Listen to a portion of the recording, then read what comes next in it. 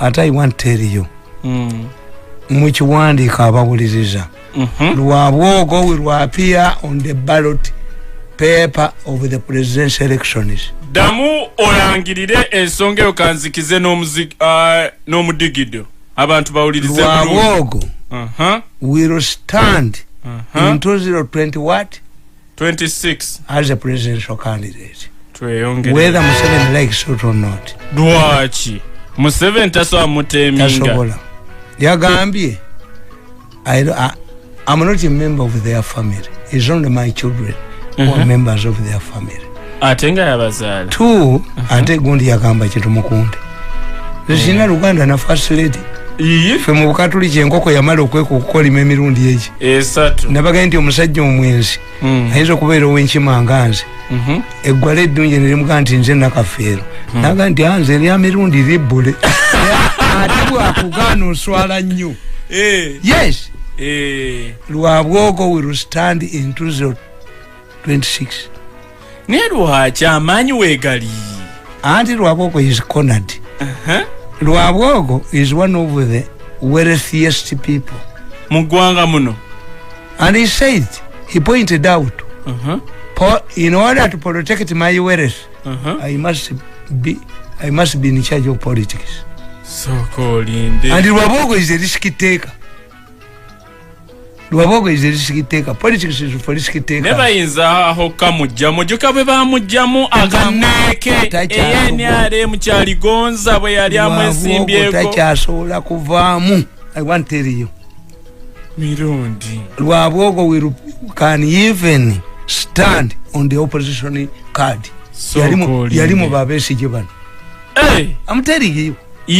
For me, I analyze. Mirundi. We are trained to analyze the speeches of people as a propagandist. He said, if they say that I'm a family member, it's only my children who are members of their family. Two, he says I have a constitutional right to stand as a president. As a statement, and he said, in order to protect my wealth, I must be in charge of political. Mutufu nnyo. Mutufu nnyo. Lwabwogo lwapia nabagamba ntya. Watugaba kumbabaza. Nabagamba ntya. Gatumukunde. Nabagamba ntya. Watugamba nti mbabaza agera kwesi motagera bivaamu. Nembagamba ki? N'okumono tugamba nti netumukunde okusinziira ku statements zaakoze naye agenda kwesimbawo kati oli mukulagula Lwabwogo. Lwabwogo will stand. Kubanga point ziri ssatu. Attention, whenever I hear him, he does not attribute his success to marriage. He says he came here with his money. Yajane sentence. He get money in London. So cool. Natandika security company. Yes. So that one I can assure you. Ye obugagga bwe tabubalira ku first family. Nedda is not a member of the first family. It is only his children who are members. Two, he has a constitutional right, which is true. Three, who can protect his wealth. Ate mukyalo we bwabera mu first family nga first family sigadde fuga mukyalo we tasobola mukumira bugagga. Ate sikubangako zero. Nze Mirundi ndi nali nkukubyeko zero. Twadde tumanyi nti ebyalwa Lwabwogo rumors. Kankusomera embabazi. Kankusomera akatabo ka mbabazi. Bakayita batya? How I predicted embabazi. From crown prince to commoner. Nakugamba ndi. Nakugamba. Koza ako kali ka mwaka chifu crown prince to commoner.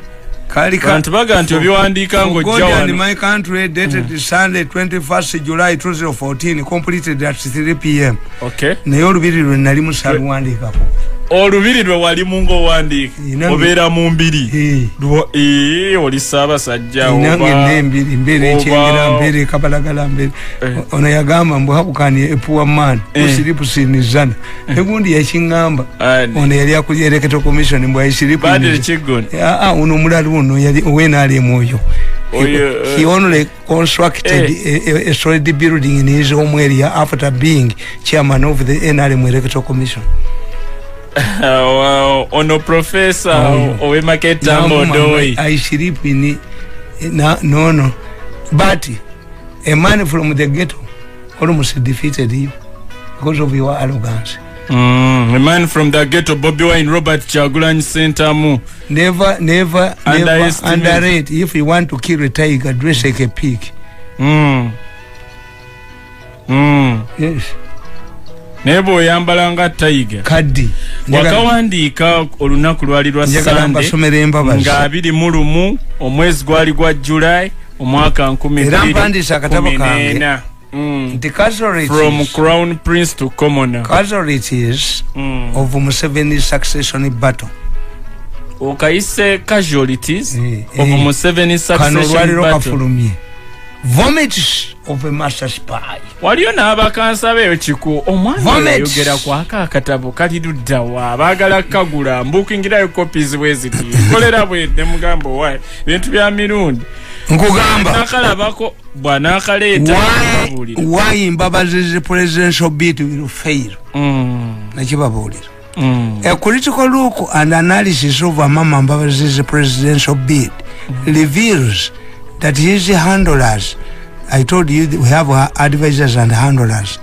His handlers who included his wife and his sister-in-law, Hope Mwesige, and the daughter, Nina Mbabazi, overlooked several factors.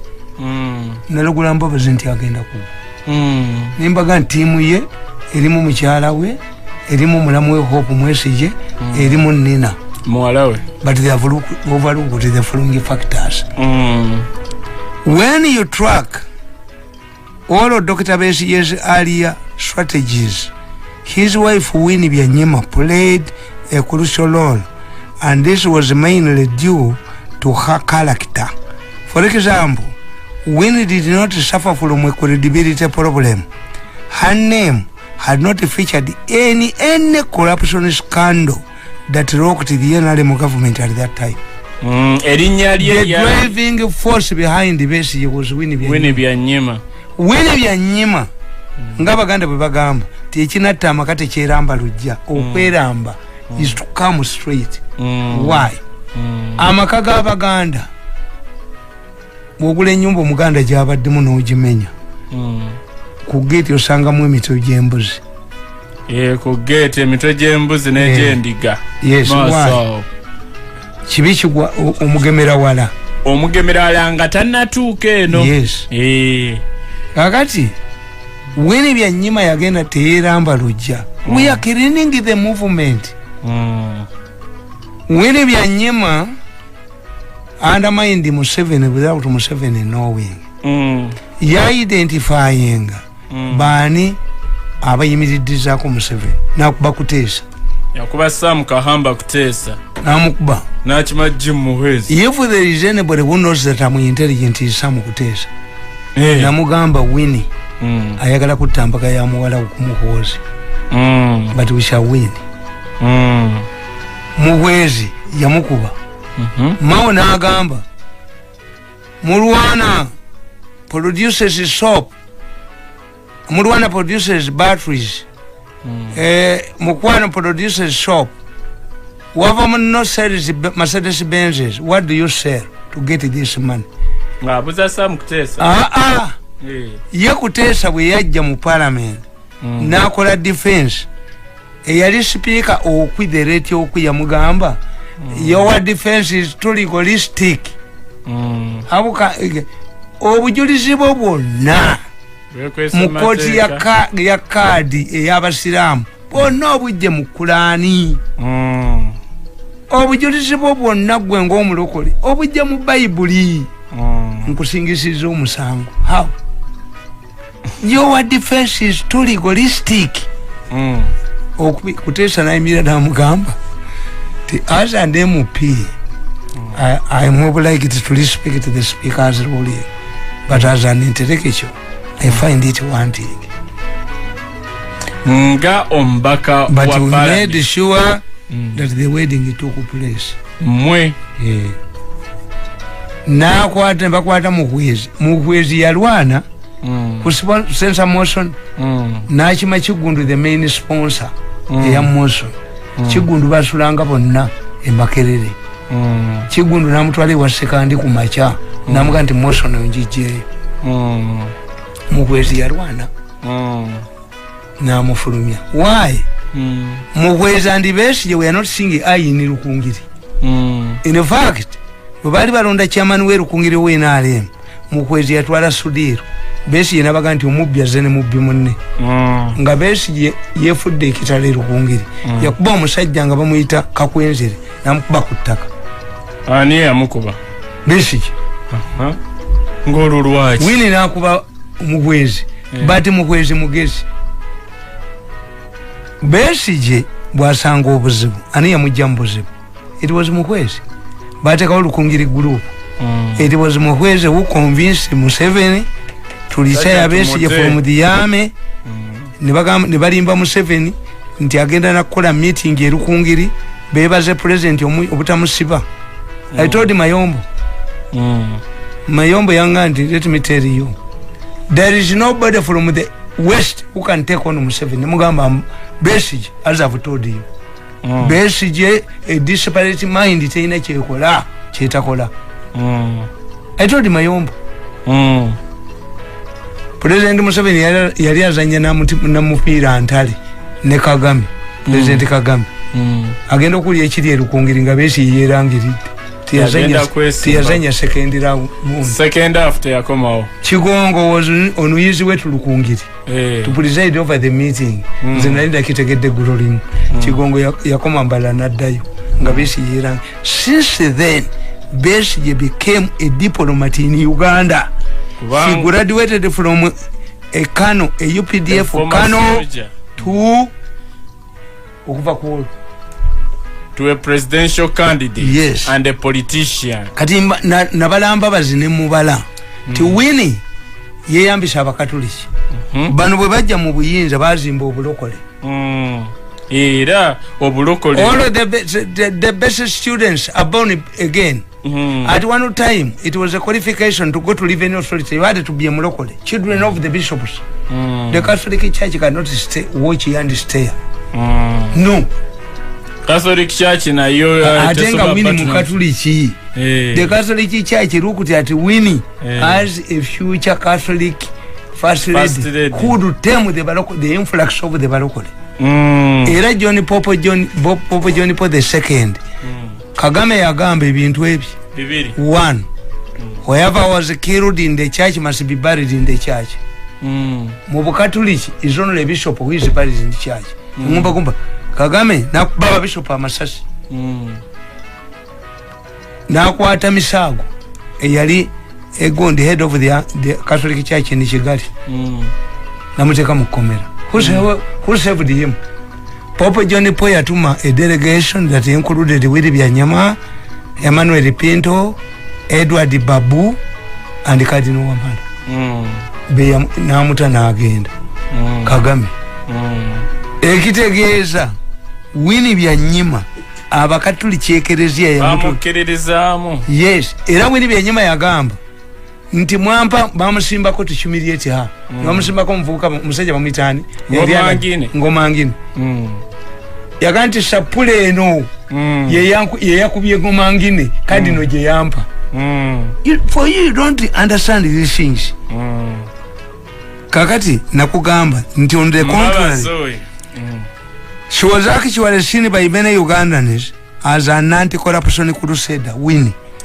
Many corruption scandals that rocked the government during that time were exposed by Winnie Byanyima. Nakubane Luchikaire yali minister in charge of privatization. Neyenga ojjukira the first lady n'abaana bava wa Luchikaire Makindi ne Museveni je yavogenda okulwa yamukuba Winnie ba Luchikaire n'amufulumya. ne president ye teyafanga yo Winnie yateekawo tiimu y'Abamawulire be basooka munnamawulire yasooka okufuna mobile phone yali Mulindwa Muwonge buli wendi nkufuna mama tata ni mama kakati Winnie yateekawo tiimu ye y'Abamawulire nga bayita waayagalira yes okay Winnie yakwatanga essimu bwati mu parliament yes your excellency your excellency naye ng'ayogera naye ku simu ye everybody panicked the woman is on Museveni's assignment wa Museveni talabwa neka creatinga panic mwena ale mu monna kaba babona we ate special zawande yakazibu yali vice president and minister of agriculture nga ina anti corruption unit vice kam kubadaka jimujjako teli vice president aina ministry kam baba Winnie babona government najimalawo kati kyayambako yalina strong woman atenga besi bamuga nti musanji wa kabaka lwaki nti Winnie ate waliyo ne Winnie omulala kubamwe kyemutamanyi bwe baali Abaganda bwe bagoba government ya wakati ku ttaka lya Buganda bwe baali boogera mu parliament benefits bya nyima yayimirira owa DP atenga yali ajulidde abaana b'Obote n'amugamba Obote yagamba nti batukobye ku ttaka lya Buganda ne government bagigobye Buganda has rebelled against the central government and the rest of Uganda Winnie byanyuma umanya benefits byanyuma owa DP mu Hansard yagamba let me clarify when the Baganda the Mengo Chiko resolution to chase the central government out of Kampala does not mean that the opposition is affected. They are chasing the government because of misconduct. Robert Yahimira Namugamba, did the people of Ankole West elect you to sit in Rucheko? We shall settle it out later. Mugini Mugundi. Mwansad. So it was easy to send the message to Mengo. It was easy to send the message to the Catholic Church. It's true. And the message had this granted element was a national political commission. Commander, mechanized regiment, Masaka. You know what Andikira? Former Minister of Internal Affairs. Which all of these things Mbaba's lacked. Like this young man. Casualties. This explains why she was able to lead the censor motions against powerful ministers. And in fact, any attempt by government to tame Byanyima was perceived to be intended to silence her. She actually became the de facto leader of the opposition while still in the government. Bamujeno bamutwala bere director wa information ku secretariat na yenga yekyali ko kiryechi chimu we are cleaning the movement yagenda nga mu parliament yes your excellency agamba kutesa anti alimba kaba kubaganya bukubaganya I helped kutesa as daughter to marry Muhozi.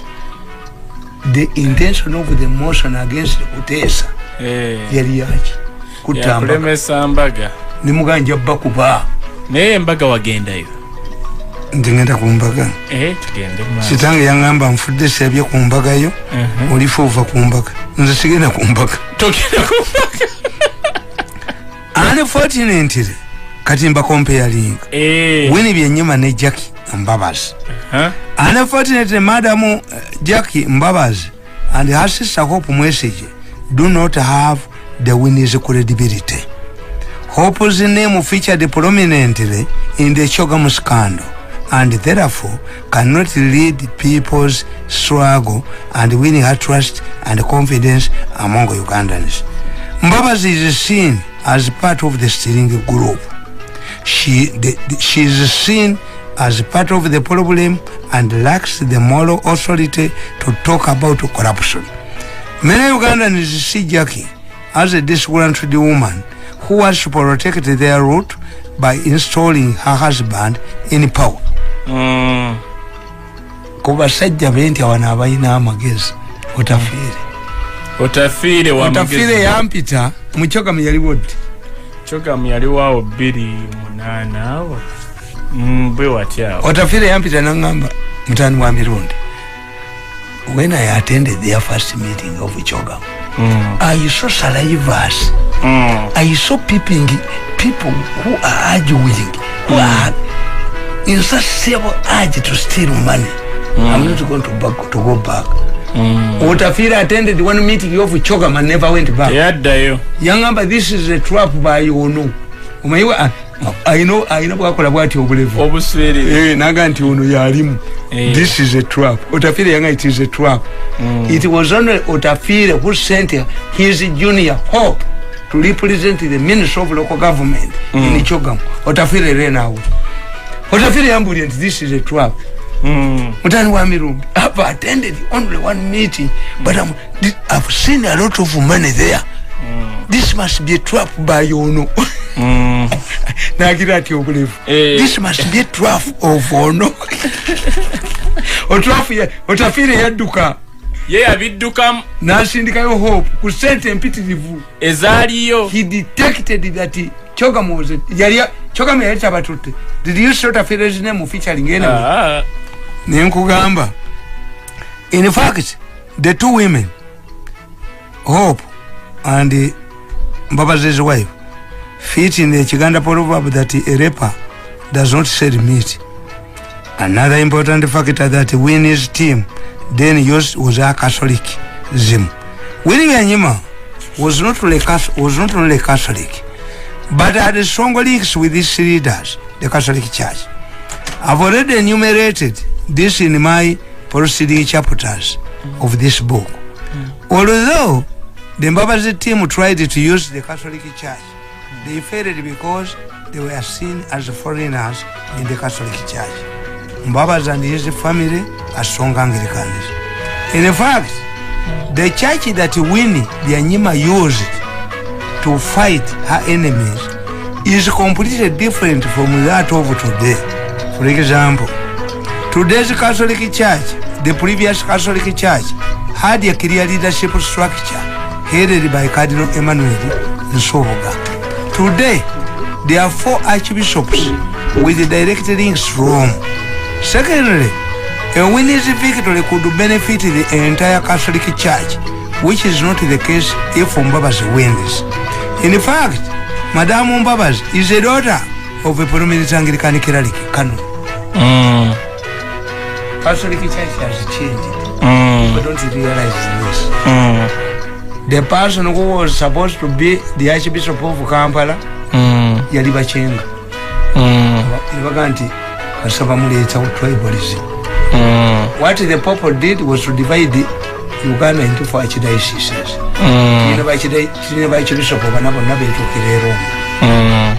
So nobody. Which means Amani Baga Kendeza Baga Tematema. The church is divided.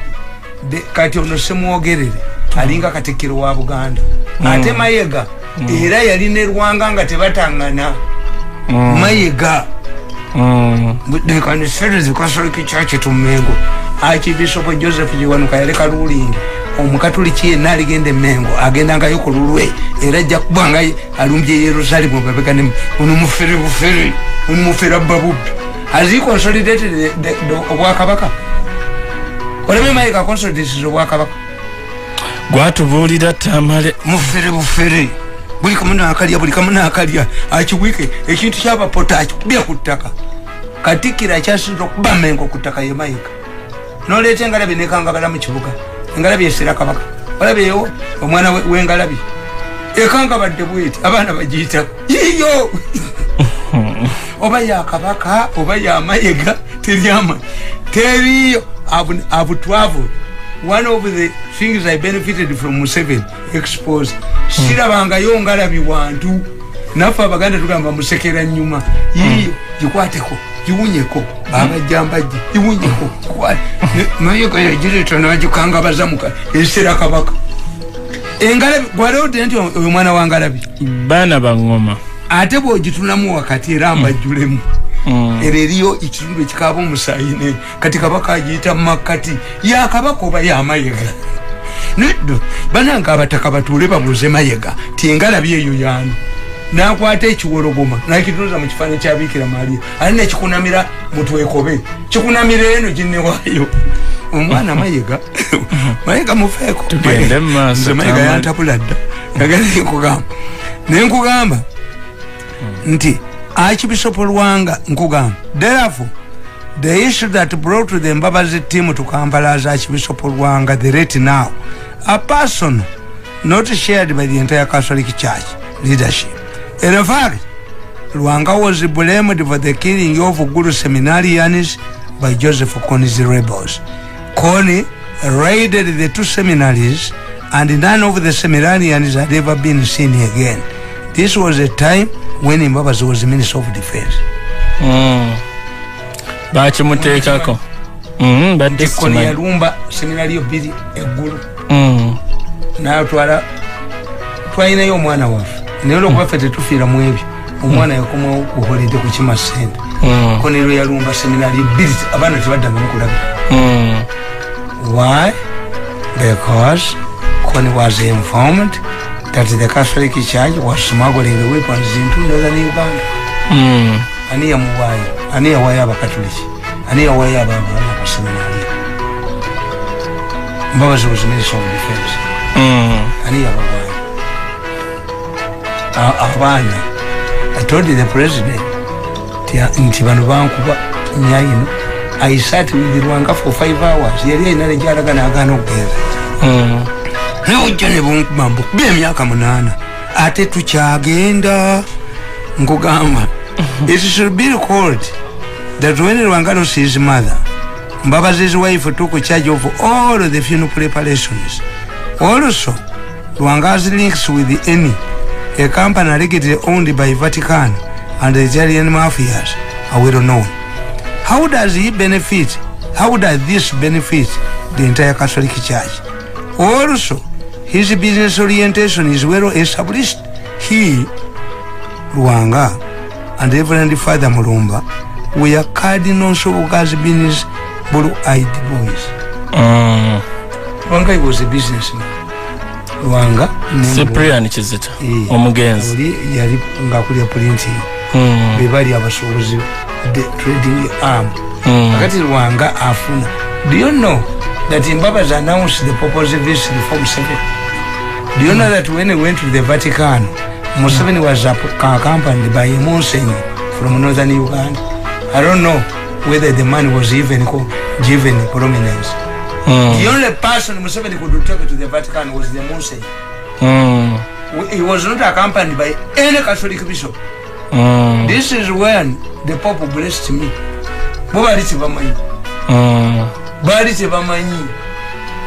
They have this background with the Catholic Church.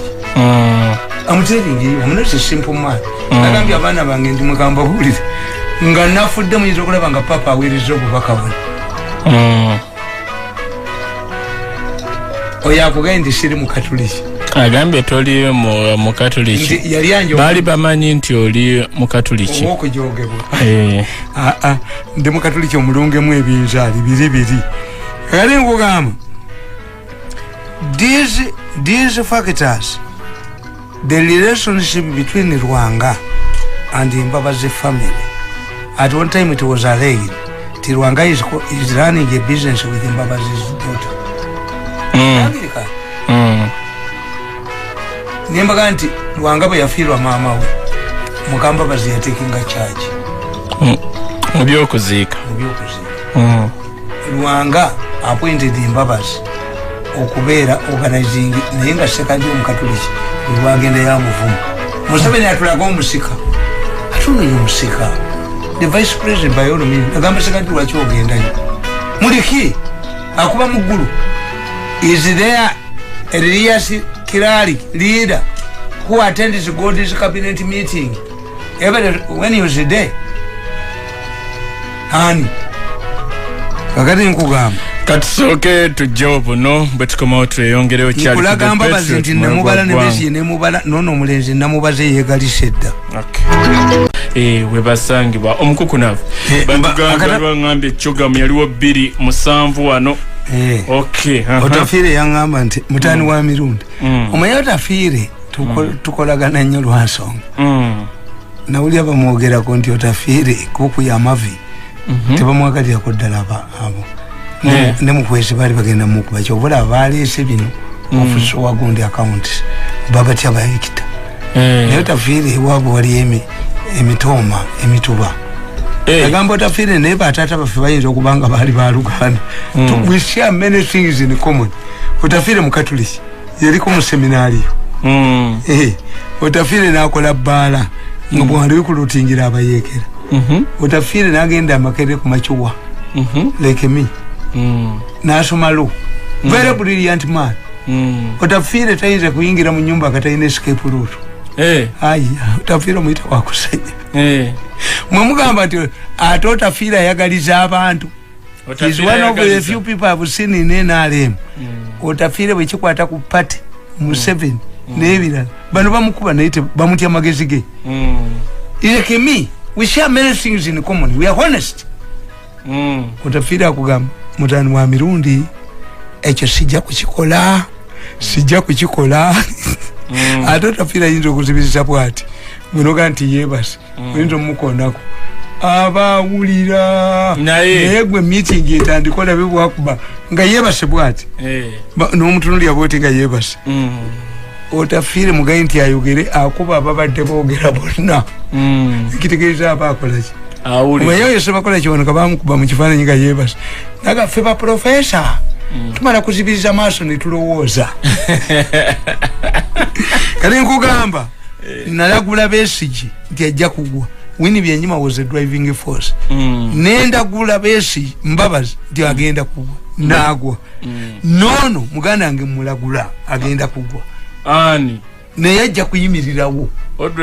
Agenda kuyimirirawo. Agenda kwesimbawo. And the first family must prepare yourself of embarrassment. Nkugamba first family yetegekere nabala Mbabazi from Colonel Prince tokomana nembagamba those who analyze Mbabazi's downfall will agree with me on the following. 2014 yaja 2 meka 2 era 13 bwetwatamuli. History is full of examples. Mbabazi celebrated victory too early and ignored the succession rules like this young man. Succession politics dictates that there is no more challenging period in life like graduating from a crown prince to a king. It's like the period between the pregnancy and the delivery. Many women lose their lives between this short period. Omukulu ajolonze government. Naguva kataga awa Mirundi sente. Nagaba nachobe. Nadeno government yonna najiyuya. But you are creating enemies. You follow with those people, you have humiliated the gang up against you. Nabaganti, if you dig a pit to cover another one, you remain with the pit. Nabaganti, Mbabas, there's nothing more challenging being a crown prince. To graduate from a crown prince to a king is very challenging. Kizibu nnyo. Chiringa abakazi abafanga bafuna embuto bali bameka tebalulira naduulira bafa bazaala. That short period of a baby popping out, many women die. Nempambabazi ebyokulabirako. History is full of examples. Abafanana Mbabazi 2014 2014 British Prime Minister British Prince Charles has remained a crown prince for decades and is unlikely to become king. Whereas in Spain, the king abdicated in favor of his son. The British Queen Elizabeth has refused to do so to pave way for Prince Charles. He will remain Charles crown prince paka bwana kabaka ato muzukulu yayinza okujja yayinza obulya abangeza tebamwagala Queen alemeddeko ajja kuwandinga ova ku bazzukulu be. Yes, they even reforms in Britain. The British king should be also voted by the Commonwealth. He's going to lose okuli Anglican church. They are making me, I know. I follow these things sometimes. Many people consult me. Nabaganti ekyekifana kyerubaga. Vatican yampa $10 to investigate it. Chiruwa kyonna. Bakikola ebyewuunyo. Chiruwa. The statue of the Virgin Mary. Luwanga nayagala akijjewo. Nagula endabirwamu nezatika bwakiteeke munda. Luwanga nayagala akiseeseetule kireme kutula mutwe wekobe. Nekigaana. Ekyo ekifaananyi ekyolaba ekyo. Omulokole yakiyiira acidi. Nakomawo Lubaga naga nti omukazi omuzungu ankubye oluyi. You joke with that statue of the Virgin Mary. Bibiri. Ekyo ekiri maaso ga Lubaga. Maaso ge Lubaga bakireetera Mengo era kinuludde mutwe wekobe. Kabaka tasulamu. Ate Mengo. Yakubake anti bajja okukwata kibisopo. Kiwanuka. Nga balwanyisa ekereziya bwe yasingibwa mu Africa yasingibwa Bikira Maria. Ekyo n'ekirala kimwalabanga mu Latin America. Nga mulaba World Cup. Ekyo mu Latin America. Ekyali Brazil. World Cup kyebalage. Ekyo kyalemera omubbi. Omubbi yali agati. Omubbi yabba ekikopo. Omubbi baali bamutwala. N'agamba kamale okusibula maama wange n'afukamira ku kifaananyi kya Bikira Maria. Kimulemeta. Tebamutwala. Sokolinde. Ekyo ekiri Brazil ekyo. Ekyo ekifaananyi ekiri Brazil. Bagenda okizuula nga kiri amasanyalaze mangi nnyo. Amasanyalaze gatya? Anti nga bakisitulya amasanyalaze mangi babuuza lwaki. Abawala abaagala obufumbo kwe bakeera n'okuba amasimu okubira ba boyfriends baabwe. Nga tebavaawo. Wano abakatoliki balina Maria Rodozofika. Maria Rodozofika buli muwala omukatoliki ayagala obufumbo gwasaba. Nze nyambala sapule. Bikira Maria yalinnya mu ggulu. Bikira Maria yalinnya mu ggulu. Ebikolo by'ekitiibwa ebikolo ekikolo eky'olubereberye. Bikira Maria yalinnya mu ggulu. Bikira Maria tumusanyukire. Bikira Maria yalabika. Bikira Maria yagenda mu ggulu n'omubiri gwe. Musambwa gw'ekereziya. Kasolumba ekereziya. Tolaba abakatoliki. Sapule bagiyita mudde embuga. Olaba basoma sapule okayita kalaadi. Lwaki njampala? Sapule. Ebigwo. Sokolinde Tamale. Ebyafaayo ebyo abantu tebabimanyi ebya sapule. Ekyo mayika bajja mu bebigwo mwenda akyerege mu Lwanga yakyereega mu mbwa kijjewo. Ne baleeta n'endabirwamu mbu bakikubi. Naye dda mu kyaki naga ekifaananyi kino tekiina makulu gonna ng'abamu bwe boogera. Kyamulyawo. Kwagala kukikyusa. Bwe baakireeta. Basooka kiteeka mabega w'ekereziya enkadde. Olusuku ne lukwata omuliro. Kyo tekyasiirira. Bakijja Looma. Nga bagenza okukwata ekibisopo Kiwanuka Lubaga. Muteesa alagidde bamukwate. Kiwanuka n'akibasimbira. Kaakati ne bagamba Ddungu n'abagamba nti bano ekifaananyi kikambwe nnyo. Ddungu ki? Bisopo kyekyamuumisa n'obwakadinaali. Kati ekifaananyi ekyo kyakubanga ebifaananyi ekikuba ebimyanso mu lubiri. Kabaka n'addukamu. Okimanyi nti Muteesa yagenda e Roma okwegayirira. Ne Mutebi ono yagenda ne Simogera e Roma bakijjewo. Ekyo ekifaananyi kyete kyakuzanya. Kaakati Obwakabaka yekka bukirumba. Ng'asangawo abantu bangi ku kifaananyi. Abakabaka yekka bwe baakiteekawo. Bakirumba. Baasangawo Abazungu bana. Ng'ate Abazungu bavuga. Bakutte empiima. Empiima ogimanyi? Empiima ziraba. Ge mafumu agamasamasa. Bajje bakigule. Bakikubewo bakijjewo. Ogwo muzinga gw'ekereziya. Guli mutwe ekobe munyi. Mayu gakikwateko nga Lwanga bwe yali agala kikwatako. Mayu gakikwateko alabo basulawo. Ne be bakireetera baavaawo dda. Be bakireetera baavaawo dda. Omuzinga gw'ekereziya gutunudde. Mutwe ekobe mwennyini genda okikeberere beni. Mutwe ekobe.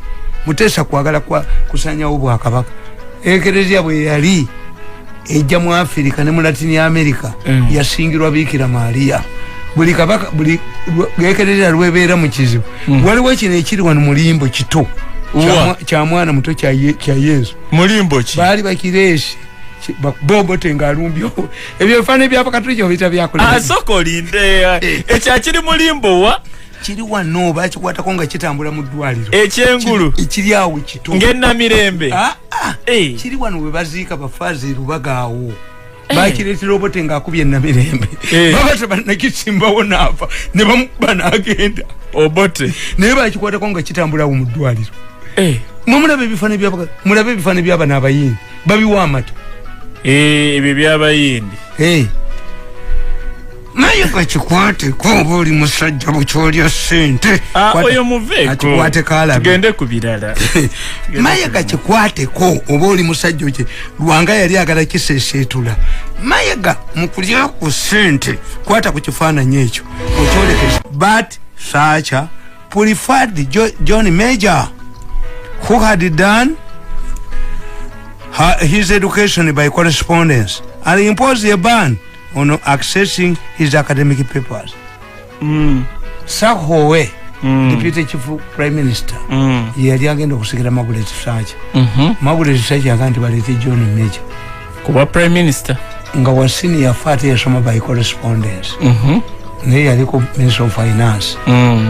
Secretary of the Exchequer. Lwaki yagaano nembuli ambabaza ekyokubiri kyembulira omulenzi ono n'abaagala obwa president. Songo leaders are never succeeded by Songo politicians.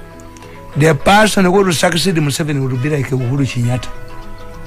Bw'oba togwa mu character ya Uhuru Kenyatta obusika buveeko. Laughable, dismissed, criticized, anywa omwenge, talina magezi, aweereza Twitter ez'obusiru. Bobi Wine nabagamba nti when a baby pushes a door to open, kicks a door to open, a metallic door, a village notorious thief does not come with a hammer. Abantu abalinga Bobi Wine bebagenda okufuga ensi. Soko kiddemu ekyo abafaanana Bobi Wine ensi beyagala. Knowledge agenda ku bali abamanyi abemanya abaki bakomye ku Museveni because those gundi abosome ba professor me bakerere bani ba message bani what they say does not appeal to the population. Kati abantu baagala bidala nnyo ne bye bawulira bidala ate mwekamba buli for you don't know fetulita nze nzimanyi ntunulira nti instead of arresting lawyers I used to do in the past. Instead of arresting politicians, I used to do in the past. Compare Segirinya na buno obuwala obuli ku TV bwe bayimiriza seba mulwana nabo ye generation kati je mulwana nabo mulwana naba comedian ne ba musician ne ba Bobi Wine ku cooperative state mujipe njivugemu digani yali muzanyi wa filimu Trump ensetu ka kuleva ni mukola engudo abana ne basoma ni mukola ki kati nedda mukatemba nti abatagala kuyita Museveni ku mikolo ne bagandi Museveni tebamwagala bayita ono yekonga mendo uyiyani nali ku mukolo gw'omwana wange ninguvaako oli akutte simu he is about to arrive yes he was nagenda okulaba nga kazike kefudde ayirena we wavao ku mukolo gw'omwana wo yes lwaki nga bakalesa akakekonga why don't you see Museveni physically I see Museveni physically and you so kana akekonga akambadde akesibye ebinankani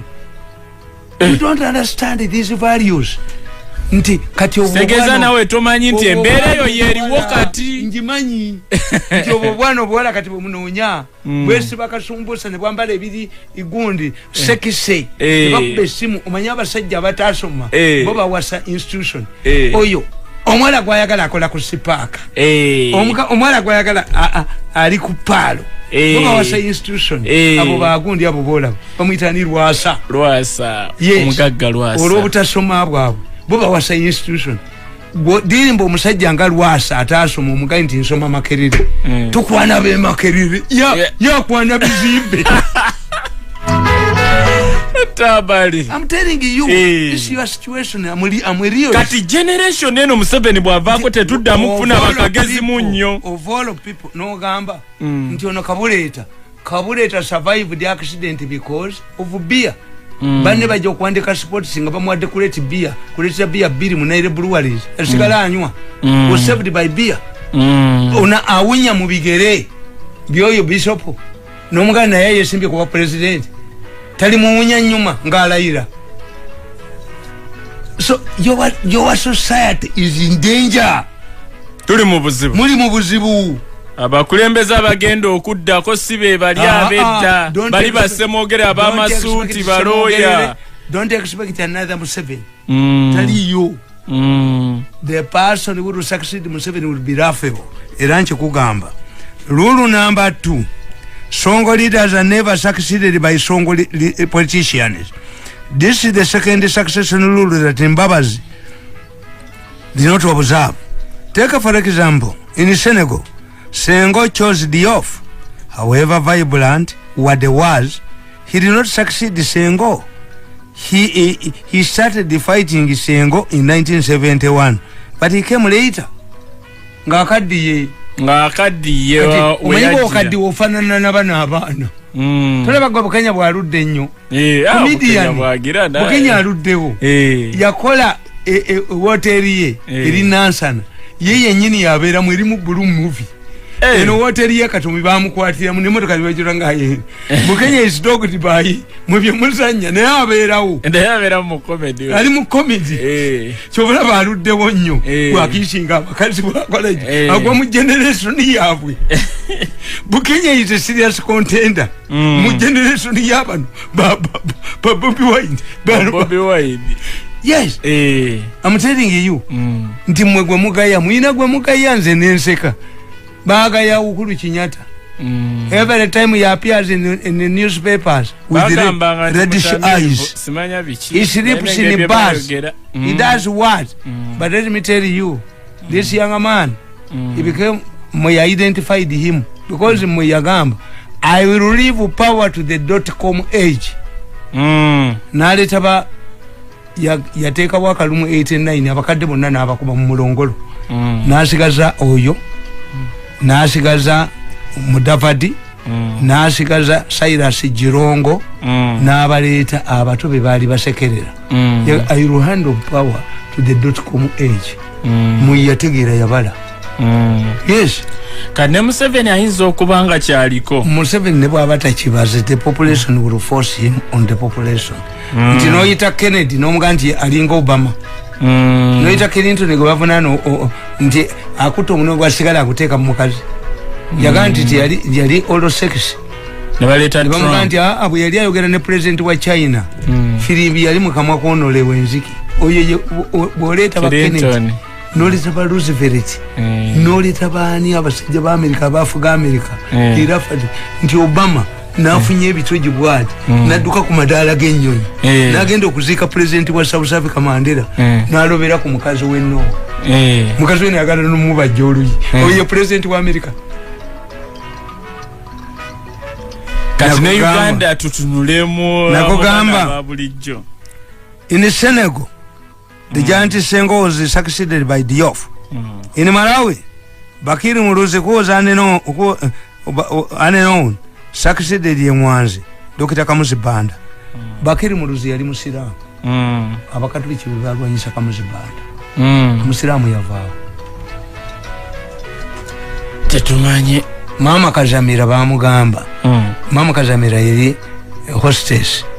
Kamusi Banda yalina abaana ne family tewali abamanyi.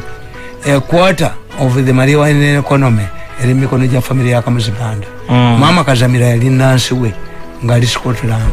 Kamusi Banda yasomera mu America nakola obwa dokita naye Kamusi Banda bali bamanyi baana babayina teyogera ku baana beteyogera ku family ye omanyi omuntu bw'aba ayagala okwefuula teyogera ku family ye ate Kenyatta ayina kitaawe Joseph Kamoso Kenyatta ayina taatawe ayogera ku nnyina omuntu yenna anti kakati baakapupa obusiraamu tekatondaga nti kiba ne kiba nga bwe yatonda Adamu n'atonda atayina taata we nga Yesu abantu bonna they mystify themselves abakulembeze ba Africa bonna adapted Kawunda yalina akatambala akeeru kalimu Kamula lyasangula maziga nenga Kamula lyamutaddemu bwalumiddwa nnyo Mubutu yalina enkofiira ya leopard skin nga TV ya Zaire bwe bemulaga ng'eggulawo ku ssaawa emu abaava mu ggulu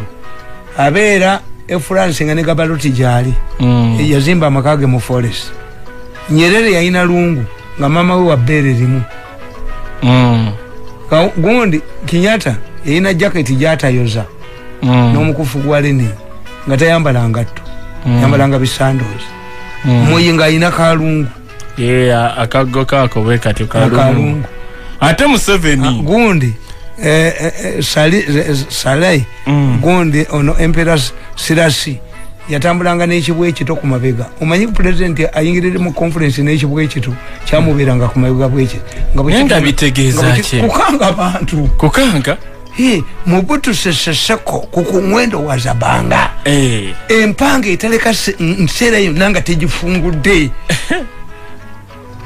enwanzi kamuzibanda empologoma enwanzi mwalimu musomesa ye Muzeyi Jomo Kenyatta musajja mukulu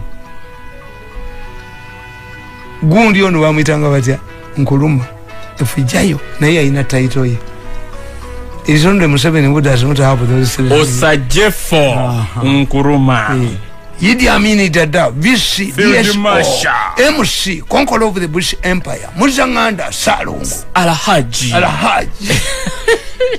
ebitibwa life president amanyiru alifa waliwe munyenye n'abasamba jita batya yagamba mbu yali ebweru n'agiraba ng'eyita naye nga bwebeeyitawo kyogisaba kyonna Idi Amin Dada nali mwana mu P3 ne bandeeta okumupuli reciting a poem nenjogera ebitiibwa bye nankwata ne mu ngalo Idi Amin Dada VC Victoria Cross MC Military Cross DSO Distinguished Service Order Nga Muzanganda Salongo okufuga obulamu bwe bwonna Field Marshal nini yankwata mu ngalo mu P3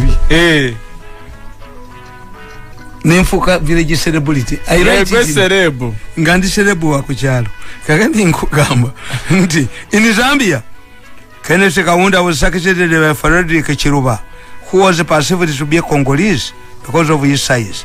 In Kenya Daniel Arap Moyawu dismantled the Kikuyu mafia to succeed the giant Jomo Kenyatta anasikira Museveni lafebo enda kubo no gwe basekerera yawujjangala biye nedda tomukaka ati kankubulire how can you give a player a red card when the match is over twalonda Museveni batamuwa who are the referees in Uganda's politics beba na Uganda Electoral Commission kati Besigye bwajja ne red card ye ng'omupiira guwedde ne Besigye bakuzaalawa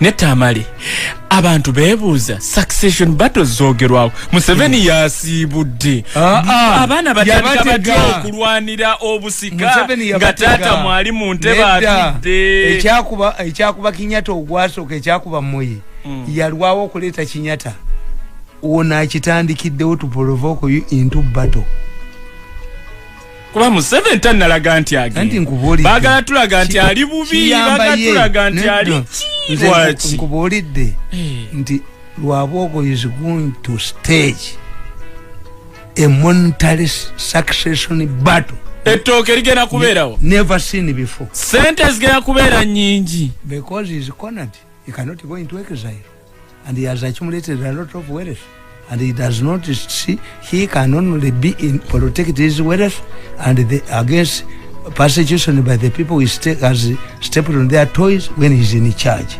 or leader of opposition are predicted niye Museveni gwe manyi n'abitunula bino n'asirika busirisa ebigenda mu maaso ate anaamutta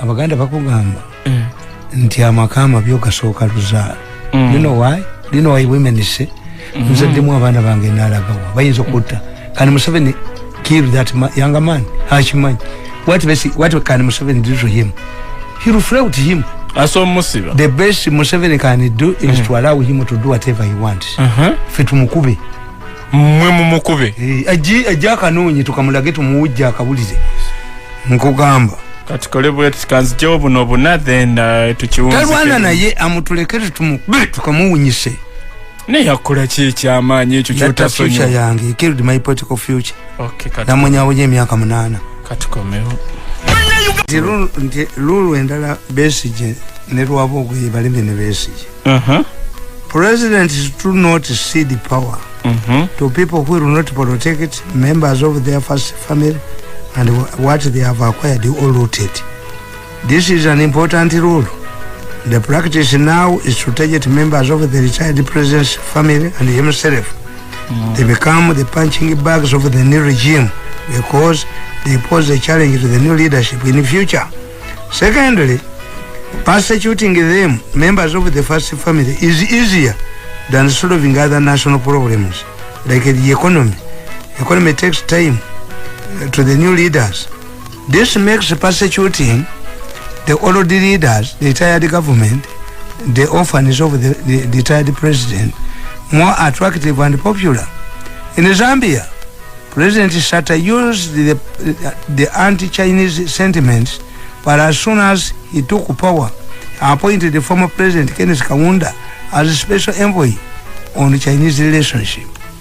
Abantu katinga bino byola mu Kampala ono omukazi Kisaka mufere Kisaka afulumya milioni 600 Museveni was duped into abolishing market dues ne mu park. Kisaka the state council releases 600 million shillings per month to manage the tax park and ichi abanzibe ate bano ne bazisoloza. Museveni yamugamba uyu wakusiba. Kisaka is heading to prison. Tugende mpola Tamale. No, because he's heading to prison. Tugende mpola Tamale. Oba bagoba kati oba different in a documentary. Releasing 600 million. Okumanaging went and deceived the president. Museveni now wear all dues. Mutale ne mu tax park. Era Museveni imposa yabiga. Wali muntu awe asobola kuwera loading fee. Abavuzi ba tax ko bayimiridde. When I said my cut agenderamu. Asigala ku stage. Kati Museveni babimweza byonna. Kakati what Kisaka is doing. Kisaka releases 600 million per month. Nazibba. Ate basoloza sente mu butale. Nabaga nti waliwo ekiduduma mu Kampala. Ne waliwo akafere ke kukumi. Kano kangamazi, kano kangeno kano bakaleta kabda. Kukumi kasajja ko kukumi vayo bakukube. Vayo bakajja kafuntule ntama ku taxi zaffe. I can solve Kampala problems in 3 months. One. Bakuwa bwara diso no bisolo vinga. Disateze mikola banzija ku hire. Consultant. Let me tell you. Emidala jomo wino jiwandike n'abagiriko. Bafuke bavota. Oso jiwandika jonna. Abagiriko babamanyi. Omwaleta munene ene yokukuza nene n'abeera baliwo. Atomala na babulira. Obagamba nti waliwo sente ezijja. Ne buli ali ku mudala tugenda mu. Bagoba kawawa ne bavaamu. Mu taxi park agamba nti buli mwajja n'emmotoka ye. Ayambala ine emmotoka.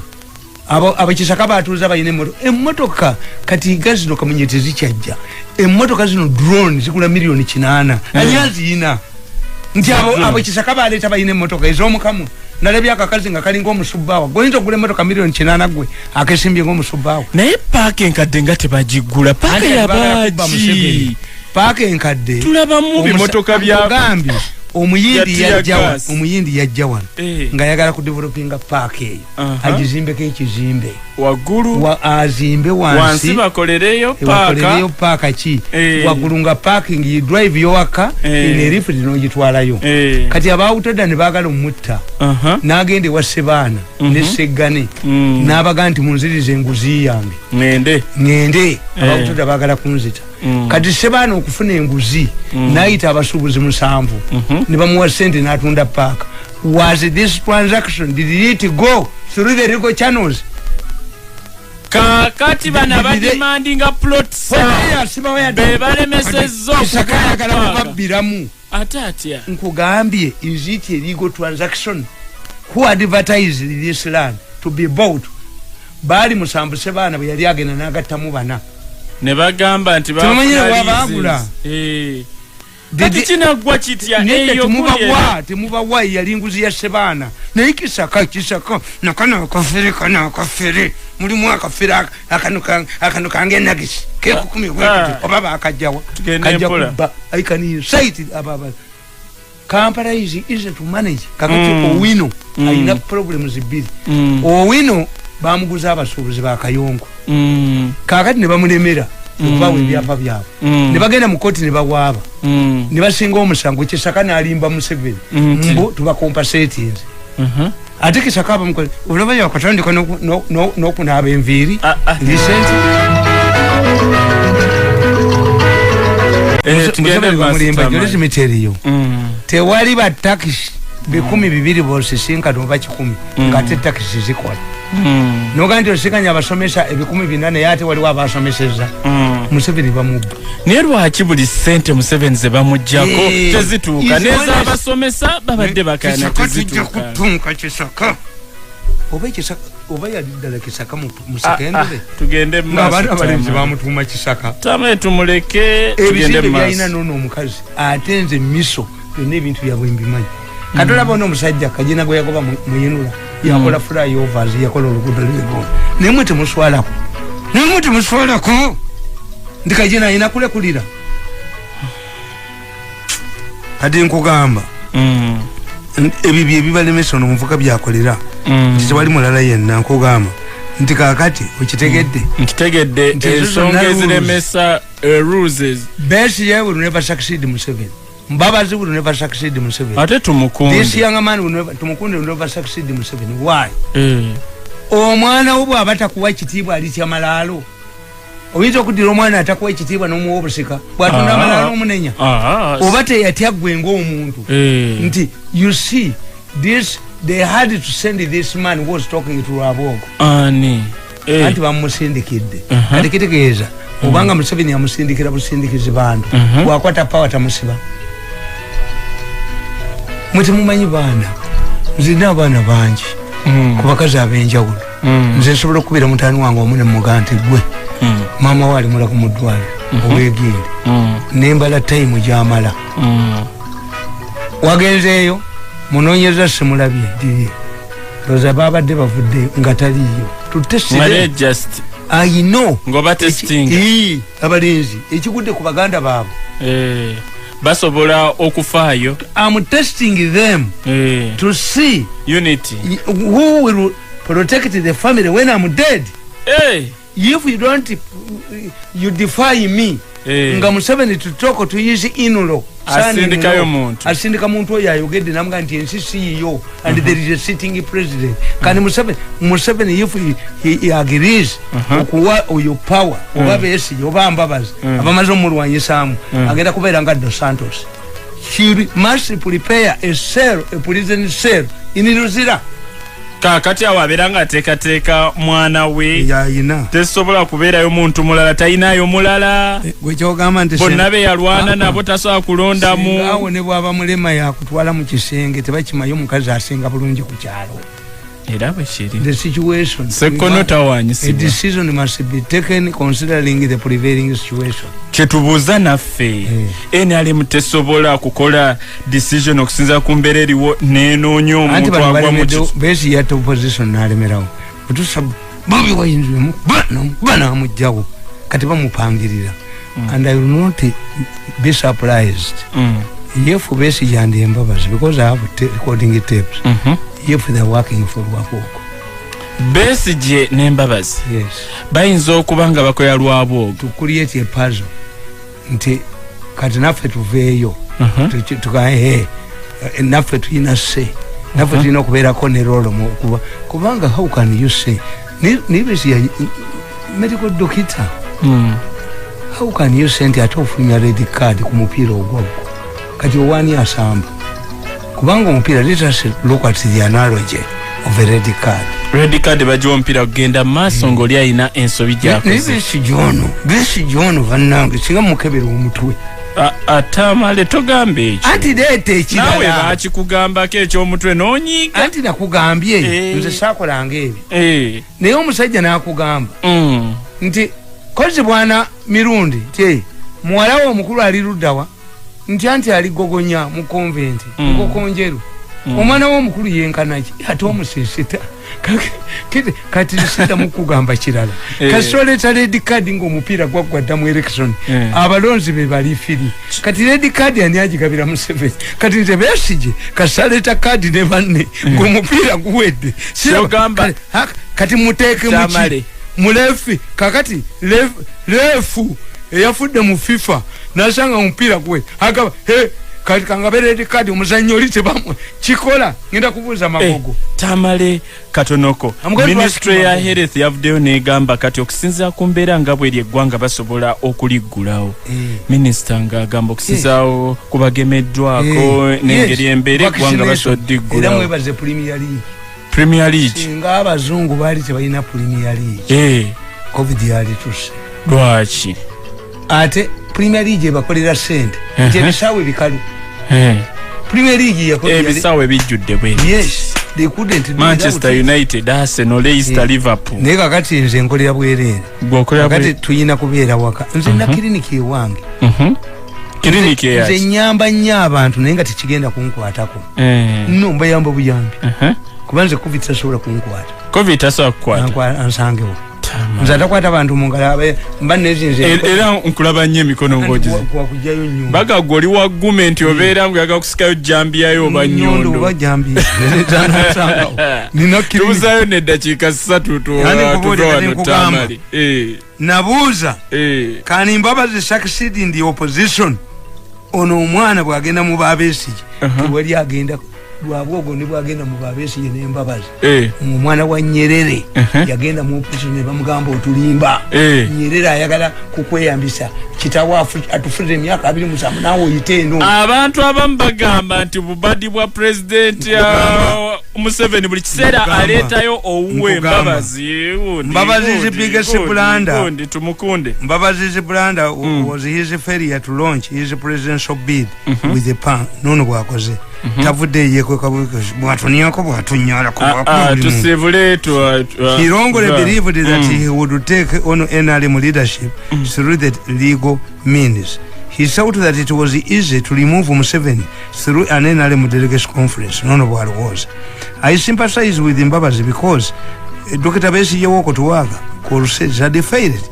Dr. Besigye wrongly believed that he would remove Museveni through a revolution which flopped. Kadina kugamba kasembayo. Kani Mbabazi join Dr. Besigye? This is also unlikely. Judging from how Dr. Besigye and FDC has been treating big wigs the whole of NRM. For example, none of those who have left the NRM to join Besigye to join FD have been given influential posts. The late Elia Kategaya ended up being a special envoy for Dr. Kiza Besigye.